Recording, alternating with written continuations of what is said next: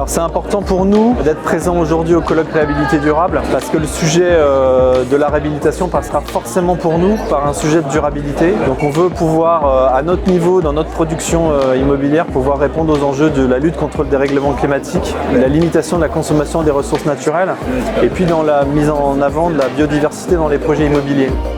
Mon intérêt principal, c'est les expériences des autres qui sont diverses, puisqu'il y a de la copropriété, il y a du bâti ancien, bâtiment public, tout ce qui est tertiaire, donc puisque c'est les enjeux d'aujourd'hui et de demain assez vite en fait. C'est vraiment l'enjeu sociétal dans le secteur de la construction. Je suis venu à ce colloque, comme on risque d'être amené à faire de la réhabilitation, partager les bonnes pratiques et les mauvaises pour ne pas les refaire. Ce principe de colloque est important parce que ça permet de montrer effectivement un niveau de réalisation en ayant une vraie réflexion sur les matériaux, sur les principes à mettre en œuvre. C'est l'enjeu du futur, très clairement, l'ancien pour le futur. On intervient forcément différemment que dans le neuf. On ne peut pas être dans des solutions techniques universelles sur de la réhabilitation. Et l'idée était de venir montrer des solutions éprouvées de rénovation de logements avec des systèmes hybrides et pour montrer quelle était la pertinence qu'on avait à utiliser ce type de système.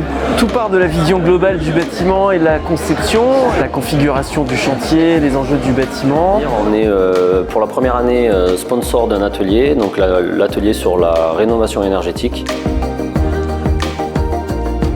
J'avais envie de m'immerger un peu dans le monde de la réhabilitation durable et de pouvoir voir quels sont les projets les plus emblématiques du moment sur ce sujet de la réhabilitation. Ce que j'ai pu voir jusqu'à maintenant était extrêmement intéressant et je suis content d'être là. Les retours d'expérience en fait avec les professionnels de la rénovation, de voir exactement dans le détail technique comment les projets ont été réalisés et de montrer que c'est possible en fait de faire des très belles réhabilitations sur du patrimoine ancien avec une performance énergétique de très haut niveau. Envirobat BDM vise dans les années à venir à inverser le rapport de force entre les projets neufs et les projets réhabilités. Donc on veut pouvoir participer et pouvoir créer des coopérations entre les différents acteurs pour aborder ce sujet de manière collective. Là, ça nous a permis sur ce projet d'avoir un retour d'expérience qu'on n'avait pas eu. Et après, ça nous permet de rencontrer plein de professionnels avec des centres d'intérêt communs aussi et donc d'enrichir aussi ces rencontres. Venir à ce genre d'événement et de colloques, c'est l'occasion de partager, de favoriser l'effet de réseau. Et on peut après aller discuter avec les personnes qui ont expérimenté.